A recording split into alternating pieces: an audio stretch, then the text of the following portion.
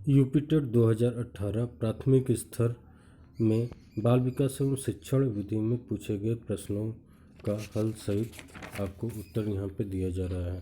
पहला क्वेश्चन यह है कि पक्ष अन्वेषण तथा साधन साक्ष्य विश्लेषण निम्न में से किसके उदाहरण हैं। हमारे पास 4 मल्टीपल आंसर दिए हुए हैं, जिनमें है एल्गोरिदम, मानसिक वृत्ति, स्वतः शोध, कार्यात्मक स्थिरता। तो इसमें से कौन सा आंसर सही होगा? तो देखिए, स्वतः शोध विधि में व्यक्ति समस्या का समाधान करने के लिए सभी विकल्पों को नहीं ढूंढता है, बल्कि सिर्फ उन्हीं विकल्पों का चयन करके समस्या समाधान करने की कोशिश करता है जो उन्हें संगत प्रतीत होता है। अतः पक्ष अन्वेषण तथा साधन साक्ष्य विश्लेषण इसकी 2 प्रमुख प्रविधियां हैं। तो इस तरह से इसका आंसर होगा तीसरा, स्वतः शोध। आइए दूसरे क्वेश्चन पे चलते हैं। दूसरा क्वेश्चन ये कह रहा है कि यहाँ पे एक वाक्य दिया हुआ है कि सीखने के वक्र अभ्यास द्वारा सीखने की मात्रा, गति और प्रगति की सीमा को ग्राफ में प्रदर्शित करते हैं। यह किसने कहा था? आंसर में है कि रॉस, एबिंगहॉस, स्किनर, एल.ए. बिकी। देखिए, यहाँ पे जो वाक्य दिया हुआ है कि सीखने के वक्र अभ्यास द्वारा सीखने की मात्रा, गति और प्रगति की सीमा को ग्राफ तौर पर प्रदर्शित करते हैं, यह कथन एक्चुअली गेट्स व अन्य के द्वारा दिया गया था। अतः इसमें जो ऑप्शन दिया हुआ है, इसमें से कोई भी ऑप्शन इसमें नहीं बैठ रहा, इसलिए ये ऑप्शन गलत है। चलिए आते हैं तीसरे ऑप्शन पे, तीसरे क्वेश्चन पे। तीसरा क्वेश्चन है ये है कि निम्न में से कौन सा थार्नडाइक के अधिगम के प्राथमिक नियमों में शामिल नहीं है। यहाँ पे देखिए 4 नियम दिए हुए हैं। एक है अभ्यास का नियम, प्रभाव का नियम, साहचर्यात्मक स्थानांतरण का नियम और तत्परता का नियम। देखिए, अगर हम ई.एल. थार्नडाइक के अधिगमन की 3 मुख्य नियमों की बात करें तो उनके 3 मुख्य नियम थे, अभ्यास का नियम, प्रभाव का नियम और तत्परता का नियम। और अगर हम साहचर्यात्मक स्थानांतरण का नियम की बात करें तो ये उनके गौण नियम थे। उनके गौण नियम 5 हैं, जो कि बहु अनुक्रिया का नियम, मनोवृत्ति का नियम, आंशिक क्रिया का नियम, सादृश्यता का नियम और साहचर्यात्मक रूपांतरण का नियम। तो इस तरह से आप देख रहे हैं कि इसमें ये जो 3 ऑप्शन हैं वो उनके प्राथमिक नियम हैं, और जो साहचर्यात्मक स्थानांतरण का नियम है वो उनका गौण नियम है। इस तरह से ये तीसरा जो ऑप्शन है वो इन नियमों में शामिल नहीं है। आइए चौथे क्वेश्चन पे चलते हैं। चौथा क्वेश्चन ये पूछ रहा है कि अनुकूलित अनुक्रिया सिद्धांत किसके अनुकूलन पर बल देता है। देखिए, यहाँ पे हमारे पास 4 ऑप्शन है कि व्यवहार, चिंतन, तर्क, अभिप्रेरणा। क्वेश्चन ये है कि अनुकूलित अनुक्रिया किस सिद्धांत किसके अनुकूलन पर बल देता है। तो इसका जो आंसर होगा वो आंसर होगा व्यवहार। देखिए, अनुकूलित अनुक्रिया सिद्धांत व्यवहार के अनुकूलन पर बल देता है। इस सिद्धांत के अनुसार अस्वाभाविक उद्दीपन को स्वाभाविक उद्दीपक के साथ बार बार प्रस्तुत करने पर प्राणी अस्वाभाविक उद्दीपन के प्रति भी स्वाभाविक उद्दीपक जैसी अनुक्रियाएं करने लगता है, अर्थात उसकी अनुक्रियाएं या व्यवहार अस्वाभाविक उद्दीपक के साथ अनुकूलित हो जाती हैं। अब आइए 5वें क्वेश्चन पे चलते हैं। 5वां क्वेश्चन है कि क्रिया प्रसूत अनुबंधन का दूसरा नाम है। नैमित्तिक अनुबंधन, प्राचीन अनुबंधन, समीपस्थ अनुबंध, चिन्ह अनुबंध। क्रिया प्रसूत अनुबंधन का दूसरा नाम है। देखिए, क्रिया प्रसूत अनुबंधन का दूसरा नाम नैमित्तिक अनुबंधन है, मतलब कि ऑप्शन ए आपका सही है। अधिगमकर्ता को अनुक्रियाओं के पुनर्बलन के लिए अनुबंधन का एक निमित्त होने के कारण इस सिद्धांत को नैमित्तिक या तांत्रिक या साध्यात्मक अनुबंधन सिद्धांत के नाम से भी संबोधित किया जा सकता है। अब देखिए, आइए 6वें क्वेश्चन पर चलते हैं। 6वां क्वेश्चन है, निम्न में से कौन सी अधिगम की एक विशेषता नहीं है। पहला है अधिगम व्यवहार में अपेक्षाकृत स्थायी परिवर्तन है। अधिगम प्राणी की अभिवृद्धि है। अधिगम का अवलोकन प्रत्यक्ष रूप से किया जा सकता है। अधिगम एक लक्ष्योन्मुख प्रक्रिया है। देखिए, अगर हम अधिगम की बात करें तो यहाँ पे योगम एवं सिम्पसन के अनुसार सीखने की सामान्य विशेषताएं क्या क्या हैं। देखिए, एक है अधिगम अभिवृद्धि है, अधिगम समायोजन है, अधिगम लक्ष्योन्मुखी प्रक्रिया है, अधिगम व्यवहार में अपेक्षाकृत स्थायी परिवर्तन है, अधिगम विवेकापूर्ण एवं सृजनशील है, अधिगम व्यक्तिगत व सामाजिक दोनों है, अधिगम अनुभव का संगठन है और अधिगम क्रियाशील है। अतः अधिगम का अवलोकन प्रत्यक्ष रूप से किया जा सकता है। यह कथन सही नहीं है। तो इस तरह से इसमें जो आंसर होगा वो ये है कि तीसरा है कि अधिगम का अवलोकन प्रत्यक्ष रूप से किया जा सकता है। ये जो है वो अधिगम की एक विशेषता नहीं है। चलिए आइए चलते हैं 7वें क्वेश्चन पे। 7वां क्वेश्चन हमारा ये है कि कोहलर यह सिद्ध करना चाहता था कि सीखना एक ऐसी स्थिति है जिसमें व्यक्ति पशु से श्रेष्ठ है। स्वायत्त यादृच्छिक क्रिया है। तीसरा संज्ञात्मक संकार्य है। और चौथा परिस्थिति के विभिन्न अंगों का प्रत्यक्षीकरण है। तो कोहलर जो सिद्ध करना चाहते हैं वो ये है कि कोहलर की सीखना एक संज्ञात्मक संकार्य है। कोहलर ने अंतर्दृष्टि या सूझ को भी अधिगम में महत्वपूर्ण माना। निसंदेह सूझ की प्रक्रिया एक संज्ञात्मक प्रक्रिया है जो कि समस्या का संज्ञात्मक समाधान प्रस्तुत करके सीखने की प्रक्रिया की अत्यधिक सरल, सहज और उद्देश्यपूर्ण बनाती है। इस तरह से जो इसका आंसर होगा वो दूसरा है कि ये संज्ञानात्मक संकार्य है। 8वें क्वेश्चन पे चलते हैं। 8वां क्वेश्चन है किसी भी नई भाषा को सीखने के लिए कहाँ से प्रारंभ किया जाना चाहिए। पहला है कि वाक्यों के निर्माण से। दूसरा शब्दों के निर्माण से। तीसरा अक्षरों व शब्दों के मध्य साचर्य से। उपयुक्त में से कोई नहीं है। तो इसमें से जो इसका आंसर होगा वो है तीसरा कि अक्षरों व शब्दों के मध्य साचर्य से। किसी नई भाषा को सीखने के लिए अक्षरों व शब्दों के मध्य साचर्य के प्रारंभ किया जाना चाहिए, क्योंकि भाषा सीखने की प्रक्रिया क्रमिक रूप से होती है। बालक पहले अक्षरों, फिर शब्दों और अंत में वाक्यों को सीखता है, अतः इनके मध्य साचर्य होना अति आवश्यक है। आइए 9वें क्वेश्चन पे चलते हैं। 9वां क्वेश्चन है कि समावेशी कक्षा में किस प्रकार के छात्र शामिल होते हैं। मतलब समावेशी कक्षा में किस प्रकार के छात्र शामिल होते हैं। इसका जो हमें आंसर दिया वो है कि सामान्य और विशिष्ट छात्र, केवल सामान्य छात्र, केवल विशिष्ट छात्र, बहुभाषी और प्रतिभाशाली छात्र। तो देखिए इसका आंसर हम देखते हैं। देखिए समावेशी कक्षा में सामान्य और विशिष्ट दोनों प्रकार के छात्र अध्ययन करते हैं। समावेशी विद्यालय ऐसे संसाधन कक्षा कक्ष का निर्माण करते हैं जिसमें सामान्य बच्चों के साथ साथ विशिष्ट बच्चे भी शिक्षा ग्रहण कर सकते हैं। ऐसे कक्षा कक्ष संसाधन युक्त, शिक्षण सहायक सामग्री युक्त तथा संसाधन शिक्षक युक्त होते हैं, जहाँ विशिष्ट बालक अपने आप को समायोजित कर पाते हैं। इस तरह से इसका जो आंसर होगा वो होगा सामान्य और विशिष्ट छात्र, मतलब पहला। 10वां क्वेश्चन देखते हैं कि अधोलिखित में गणित संबंधी अधिगम अक्षमता को कौन सा पद परिभाषित करता है। यहाँ पे हमारे पास है पठन दोष, गणना दोष, निरस्ता संबंधी दोष, उपयुक्त में से कोई नहीं। तो देखिए इसका जो आंसर होगा वो होगा गणना दोष, मतलब दूसरा ऑप्शन। देखिए गणित संबंधी अधिगम अक्षमता को परिभाषित करता है। गणना दोष में संबंधित अधिगम अक्षमता को डिस्कैलकुलिया कहा जाता है। इस प्रकार के अक्षमता वाले बच्चों में अंकगणित संक्रियाओं के चिन्हों को समझने में कठिनाई होती है। दिशा ज्ञान का अभाव या अल्प समझ, नगद अंतरण या भुगतान संबंधी समस्याएं होती हैं। आइए 11वां क्वेश्चन देखते हैं। 11वां क्वेश्चन है समावेशीकरण की सफलता के लिए आवश्यक है। समावेशीकरण की सफलता के लिए आवश्यक है। पहला अभिभावकों की भागीदारी का न होना। दूसरा अलगाव। तीसरा क्षमता निर्माण का अभाव। चौथा संवेदनशीलता।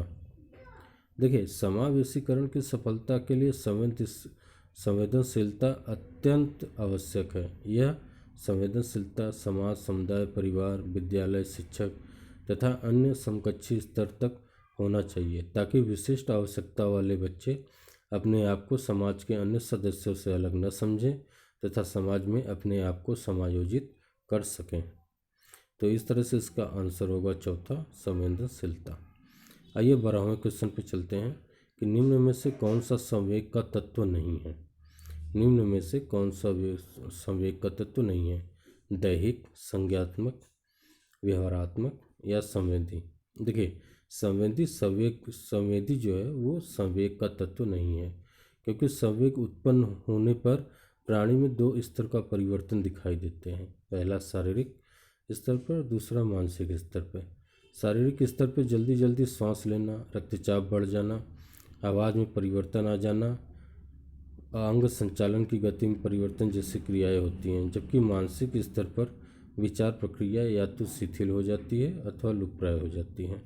दूसरी ओर संवेदी क्रियाओं पर संवेग का कोई प्रत्यक्ष प्रभाव नहीं पड़ता है, इसलिए संवेग का जो तत्व नहीं है वो है संवेदी।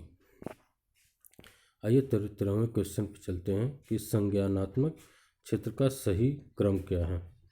पहला है मूल्यांकन, फिर अनुप्रयोग, विश्लेषण, संश्लेषण, अवबोध, ज्ञान। दूसरा है मूल्यांकन, संश्लेषण, विश्लेषण, अनुप्रयोग, अवबोध, ज्ञान। तीसरा ज्ञान, अनुप्रयोग, अवबोध, विश्लेषण, संश्लेषण, मूल्यांकन।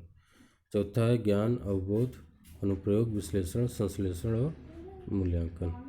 तो इसमें जो आंसर है वो है ज्ञान, अवबोध, अनुप्रयोग, विश्लेषण, संश्लेषण और मूल्यांकन। मतलब ये चौथा आंसर आपका सही है। चौथा आंसर इसलिए सही है क्योंकि बेंजामिन एस ब्लू ने शिक्षण के उद्देश्यों को 3 क्षेत्रों में विभाजित किया। एक है संज्ञानात्मक क्षेत्र के उद्देश्य, दूसरा है भावात्मक क्षेत्र के उद्देश्य और तीसरा है मनोगत्यात्मक क्षेत्र के उद्देश्य।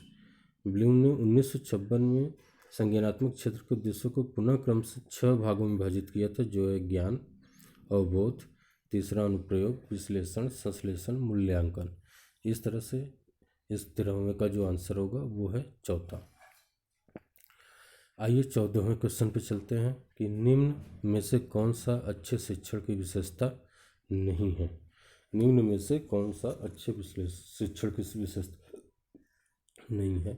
पहला है जनतांत्रिक, सहानुभूतिपूर्ण, स्वेच्छाचारी, वांछनीय सूचनाएं देना। तो देखिए इसका जो आंसर होगा वो है स्वेच्छाचारी। देखिए स्वेच्छाचारिता पूर्ण शिक्षण वातावरण अच्छे शिक्षण विशेषता नहीं है। प्रभावशाली व आनंददायक वातावरण में किए गए शिक्षण का प्रतिफल अधिगम के रूप में परिलक्षित हो जाता है। इसलिए शिक्षण का वातावरण जनतांत्रिक, सहानुभूतिकरण, सहयोगात्मक तथा वांछनीय सूचनाएं देना आवश्यक होना चाहिए। अब आते हैं 15वें क्वेश्चन पे। 15वां क्वेश्चन पूछ रहा है कि अभिप्रेरणा का प्रत्याशा सिद्धांत किसके द्वारा दिया गया। अभिप्रेता का प्रत्याशा सिद्धांत किसके द्वारा दिया गया। आंसर है Maslow, Herzberg, Victor Vroom, Skinner. देखिए अभिप्रेरणा का संबंध में वर्ष 1964 में विक्टर ब्रूम ने प्रत्याशा सिद्धांत का प्रतिपादन किया। यह सिद्धांत अभिप्रेरणा, निष्पादन तथा कार्य संतुष्टि के कारणों को विभिन्न प्रकार से परिभाषित करता है। इस सिद्धांत के अंतर्गत व्यक्ति अपने कार्य का चयन स्वयं करता है तथा सभी व्यक्ति अपने उद्देश्यों, आवश्यकताओं, मूल्यों, कुशलताओं, योग्यताओं तथा भूमिकाओं के संदर्भ में सतर्क रहते हैं। तो इस तरह से आंसर होगा इसका विक्टर ब्रूम, मतलब तीसरा ऑप्शन। 16वें क्वेश्चन पे आते हैं कि अग्रिम व्यवस्थापक प्रतिमान किस परिवार से संबंधित है। देखिए अग्रिम व्यवस्थापक प्रतिमान जो हमारे पास दिया हुआ वो है सामाजिक अंतरक्रिया, सूचना प्रक्रियाकरण, व्यक्तित्व, व्यवहार परिमार्जन। तो इसका जो आंसर है वो है सूचना प्रक्रियाकरण। देखिए ब्रूस और जोयस तथा मार्सवेल ने अपने पुस्तक मॉडल्स ऑफ टीचिंग में शिक्षण प्रतिमानों को 4 भागों में बांटा। पहला अंतःक्रिया स्रोत, दूसरा सूचना प्रक्रियाकरण, तीसरा व्यक्तिगत स्रोत प्रतिमान और चौथा व्यवहार परिवर्तन स्रोत प्रतिमान। इन 4 प्रकार के प्रतिमानों को पुनः कई विभागों में विभाजित किया गया। जैसे सूचना प्रक्रियाकरण को निम्न प्रकार से विभाजित किया गया: निष्पत्ति संप्रय प्रतिमान, अग्रिम व्यवस्थापक प्रतिमान, आगमन प्रतिमान और जैविक विज्ञान परीक्षा प्रतिमान आदि। तो इसका जो आंसर होगा वो होगा सूचना प्रक्रियाकरण, मतलब दूसरा। आइए 17वें क्वेश्चन पे चलते हैं कि कौशलों के स्थानांतरण के लिए कौन सा उपयोगी है। पहला है रेखीय अभिक्रम, शाखीय अभिक्रम। कौशल अंतरण एक गति है, न कि उद्देश्य या तैयारी और अर्जन। तो देखिए इसका जो आंसर होगा वो है कौशल अंतरण एक गति है, न कि उद्देश्य। देखिए कौशल किसी जटिल कार्य को आसानी से और दक्षता से करने की योग्यता के रूप में परिभाषित किया गया है। कार चलाना, आशुलिपि में लिखना आदि कौशल के उदाहरण हैं।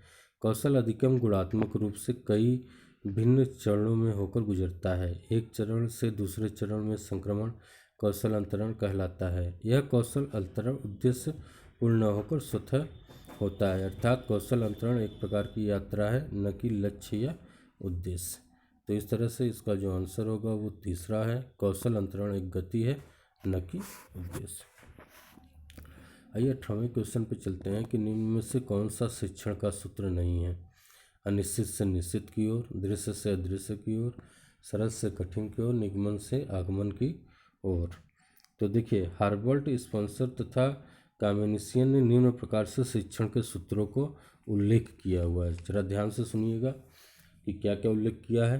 शरीर से कठिन की ओर, ज्ञात से अज्ञात की ओर, स्थूल से सूक्ष्म की ओर, पूर्ण से अंश की ओर, अनिश्चित से निश्चित की ओर, दृश्य से अदृश्य की ओर, विशिष्ट से सामान्य की ओर, विश्लेषण से संश्लेषण की ओर, मनोवैज्ञानिक क्रम से तर्कसंगत की ओर, अनुभव से युक्तित की ओर, प्रकृति से अनुसरण की ओर। तो इसलिए इसमें जो आंसर होगा कि निम्न में से कौन सा शिक्षण का सूत्र नहीं है, वो है निगमन से आगमन की ओर, मतलब चौथा। 19वें क्वेश्चन पे आते हैं कि सूक्ष्म शिक्षण चक्र का प्रथम पद होता है। सूक्ष्म शिक्षण चक्र का प्रथम पद होता है प्रतिपुष्टि, योजना बनाना, शिक्षण प्रस्तावना। देखिए, जब आप AWT एलन का सूक्ष्म शिक्षण का जन्मदाता जिन्हें माना गया है, सूक्ष्म शिक्षण चक्र का प्रथम पद योजना बनाना होता है।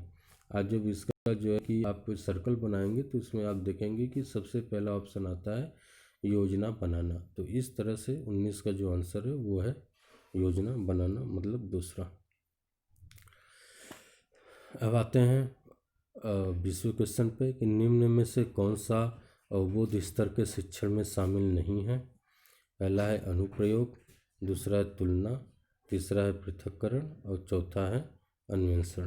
तो इसका जो आंसर होगा वो आंसर है आपका अन्वेषण, मतलब चौथा जो है वो बोध स्तर शिक्षण व्यवस्था के निम्नलिखित सोपानों में विभाजित किया गया है। पहला है अन्वेषण, दूसरा प्रस्तुतिकरण, तीसरा आत्मीकरण अथवा परिपाक और चौथा है वर्णन तथा व्यक्तिकरण। 21वां क्वेश्चन है शैक्षिक सुधारों में प्रभावी विकेंद्रीकरण तभी संभव होगा जब खंड व संकुल संदर्भ केंद्रों की भागीदारी बढ़े, स्थानीय संदर्भ व्यक्ति उपलब्ध हो, अध्यापकों के पास संसाधन और प्रासंगिक सामग्री भी मौजूद हो। तो इसमें से आपको सही उत्तर चुनना है कि इन तीनों में से आपका कौन सा सही है। तो देखिए, शैक्षणिक सुधारों में प्रभावी विकेंद्रीकरण तभी संभव है जब खंड व संकुल संदर्भ केंद्रों की भागीदारी बढ़े, दूसरा स्थानीय संदर्भ व्यक्ति उपलब्ध हो, तीसरा अध्यापकों के पास संसाधन और प्रासंगिक सामग्री भी मौजूद हो, और चौथा स्थानीय स्तर पर ग्राम शिक्षा समिति, महिला संगठन, गैर सरकारी संगठन तथा अन्य संगठनों समितियों की सक्रिय सहभागिता हो। तो इस तरह से आपका चौथा ऑप्शन ABC तीनों सही है कि शैक्षिक सुधारों में प्रभावी केंद्रीकरण तभी संभव होगा जब खंड एवं संकुल संदर्भ केंद्रों की भागीदारी बढ़ेगी, स्थानीय संदर्भ व्यक्ति उपलब्ध होंगे और इस अध्यापकों के पास संसाधन और प्रासंगिक सामग्री भी मौजूद होगा। इस तरह से ये ऑप्शन है चौथा। आइए 22वें क्वेश्चन चलते हैं। एक छात्र है, उसका नाम लेकर किसी ने बुलाया, निम्न में से किस संवेदना द्वारा वह छात्र अपनी अनुक्रिया प्रकट करेगा। पहला है स्पर्श संवेदना, दूसरा है ध्वनि संवेदना, दृष्टि संवेदना या प्रत्यक्ष संवेदना। देखिए, ज्ञानेंद्रियों के द्वारा व्यक्ति पर होने वाले प्रभाव को संवेदना कहते हैं। यदि कोई छात्र पढ़ रहा है और उसका नाम लेकर कोई व्यक्ति बुलाता है तो सर्वप्रथम वो हाँ से जवाब देगा, अर्थात वो अपनी अनुक्रिया ध्वनि संवेदना के माध्यम से प्रकट कर रहा है। मतलब जो आंसर होगा वो होगा ध्वनि संवेदना, मतलब दूसरा ऑप्शन। आइए 23वें ऑप्शन पे चलते हैं। 23वें में पूछ रहा है कि पियाजे के सिद्धांत के अनुसार प्राक्ष संक्रियात्मक अवस्था की अवधि क्या है। जन्म से 2 साल, 2 से 7 साल, 4 से 8 साल की, 5 से 8 साल। तो देखिए पियाजे के अनुसार बालक का संज्ञात्मक विकास 4 अवस्थाओं से होकर गुजरता है। पहला है संवेगात्मक अवस्था जो कि जन्म से 2 वर्ष की होती है। पाक संक्रियात्मक अवस्था 2 से 7 वर्ष, मूर्त संक्रियात्मक अवस्था 7 से 11 और औपचारिक संक्रियात्मक अवस्था 11 से 15 साल। इस प्रकार प्राक संक्रियात्मक अवस्था 2 से 7 वर्ष की होती है। तो इस तरह से 2 से 7 साल दूसरा ऑप्शन है। अब देखिए आते हैं 24वें क्वेश्चन पे, जिसमें पूछा है कि निम्न में से कौन सी बात की बाल्यावस्था के भौतिक विकास की विशेषता नहीं है। पहला है विज्ञान की काल्पनिक कथाओं में अधिक रुचि, बढ़ती हुई तार्किक शक्ति, भविष्य की योजना की सूझबूझ, काल्पनिक भयों का अंत। तो इसमें जो आंसर होगा वो है भविष्य की योजना की सूझबूझ। देखिए भविष्य की योजना की सूझबूझ बाल्यावस्था के बाद की अवस्था अर्थात किशोरावस्था की बौद्धिक विशेषता नहीं है, क्योंकि किशोरावस्था में बालक अपने भविष्य की योजनाओं के प्रति चिंतित रहता है, जिसके कारण वह तनाव में रहता है, न कि वह अपने भविष्य की योजनाओं के प्रति सूझबूझ प्रदर्शित करता है। यह विशेषता सामान्यतः प्रौढ़ावस्था में हो जाती है। चलिए 25वें क्वेश्चन की तरफ चलते हैं। 25वें क्वेश्चन में पूछ रहा है कि इसमें से कौन मनोवैज्ञानिक भाषा विकास से संबद्ध नहीं है। हमें ये बताना है कि इसमें से कौन सा मनोवैज्ञानिक भाषा विकास से संबद्ध नहीं है। पहला है बीने, चोम्स्की, पैलवल और मास्को। तो देखिए जो नोआस चॉम्स्की भाषा विकास से संबंधित मनोवैज्ञानिक नहीं है। इन्होंने माना कि प्रत्येक मानव शिशु में व्याकरण की संरचनाओं का एक अंतर्निहित एवं जन्मजात खाका तैयार होता है, जिसे सार्वभौम व्याकरण की संज्ञा दी गई है। इस तरह से इसका दूसरा ऑप्शन है चॉम्स्की। आइए 26वें क्वेश्चन पे चलते हैं कि थार्नडाइक ने अपने सिद्धांत को किस शीर्षक से सिद्ध किया। पहला है अधिगम के प्रयास एवं भूल, दूसरा है संकेत अधिगम, तीसरा है संज्ञात्मक अधिगम और चौथा है स्थान अधिगम। तो इसमें देखिए थार्नडाइक ने अपने सिद्धांत को अधिगम के प्रयास एवं भूल के सिद्धांत शीर्षक से सिद्ध किया, मतलब पहला ऑप्शन सही है। इस सिद्धांत को संबंधवाद या उद्दीपक अनुक्रिया सिद्धांत भी कहते हैं। इनके अनुसार सीखने के लिए पुनर्बल केंद्रीय तत्व है तथा अनुक्रिया का संतोषजनक परिणाम ही उद्दीपक अनुक्रिया बंधन को सुदृढ़ कर सकता है। अब चलिए 27वें क्वेश्चन पे चलते हैं कि गिरोह अवस्था किस आयु वर्ग एवं विलंब विकास से संबंधित है। 3 से 6 वर्ष एवं भाषा, 8 से 10 वर्ष एवं समाजीकरण, 16 से 19 वर्ष एवं नैतिकता और 16 से 19 वर्ष एवं संज्ञानात्मक। तो देखिए इसमें से जो ऑप्शन है वो आपका है गिरोह अवस्था 8 से 10 वर्ष, मतलब 8 से 10 वर्ष एवं समाजीकरण। गिरोह अवस्था 8 से 10 वर्ष एवं विलंब विकास समाजीकरण से संबंधित है। 8 से 10 वर्ष की आयु में बालक अपने समूह का सक्रिय सदस्य बन जाता है, जो कि किशोरावस्था में चरम पर पहुंच जाता है। गिरोह अवस्था समाजीकरण से संबंधित होता है। आइए 28वें क्वेश्चन पे चलते हैं कि पियाजे के अनुसार संज्ञात्मक विकास की तृतीय अवस्था निम्न में से कौन सा है। हमारे पास जो ऑप्शन है वो है पूर्व संक्रिया अवस्था, मूर्त संक्रिया अवस्था, औपचारिक संक्रिया अवस्था, संवेदात्मक कायक अवस्था। तो इसमें से कौन सा आंसर सही है। तो देखिए इसमें से इसका आंसर सही है पियाजे की। देखिए पियाजे के अनुसार संज्ञात्मक विकास की तृतीय अवस्था मूर्ति सक्रिय अवस्था है।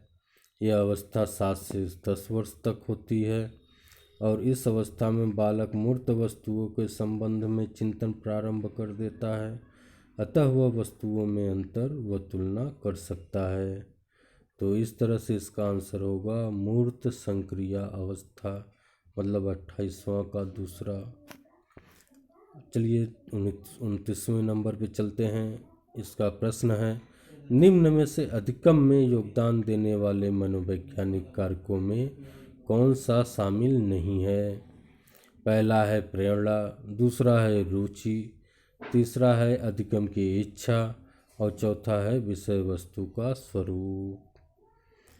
अब इसमें से कौन सा आंसर है, आप एक बार अपने से सोचिए। चलिए हम बता देते हैं कि विषय वस्तु का स्वरूप अधिगम में योगदान देने वाले मनोवैज्ञानिक कारकों में शामिल नहीं है।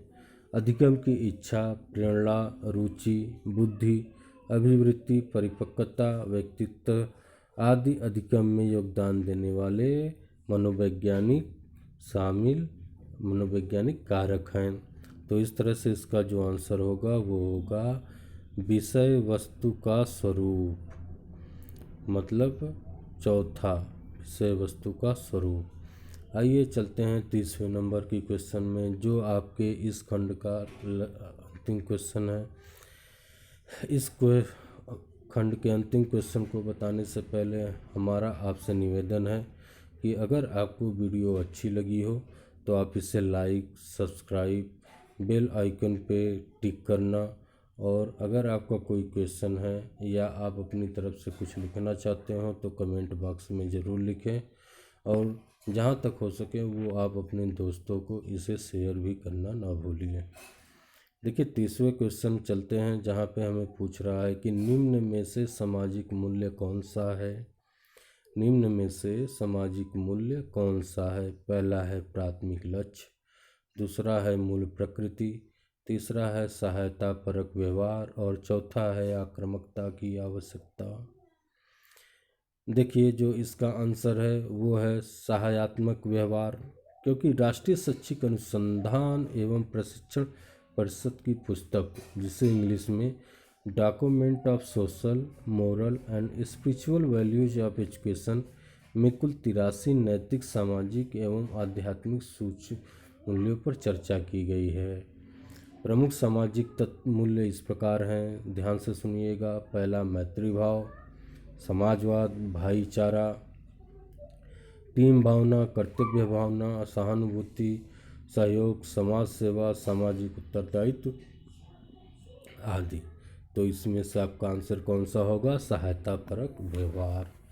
तो इस तरह से 2018 में पूछे गए आपके यूपी टेट के प्रथम प्रश्न पत्र में के बाल विकास एवं शिक्षण विधि के 300 क्वेश्चन का हल हमने आपको यहाँ पे बता दिया है। आप इसे एक बार, दो बार, तीन बार, जब तक आप इस पे पूरी तरह से कंठस्थ ना हो जाए आप इसे दोहराते रहें, और इस वीडियो को लाइक, सब्सक्राइब करना बिल्कुल भी ना भूलें। बेल आइकन पे भी आप क्लिक कर दीजिए, जिससे हमारा लेटेस्ट वीडियो जो भी आए वो आप तक ईजिली पहुंच सके, और इस वीडियो को आप शेयर करना भी ना भूलिए। आपका बहुत बहुत धन्यवाद हमारे इस वीडियो को सुनने के लिए। Thank you very much.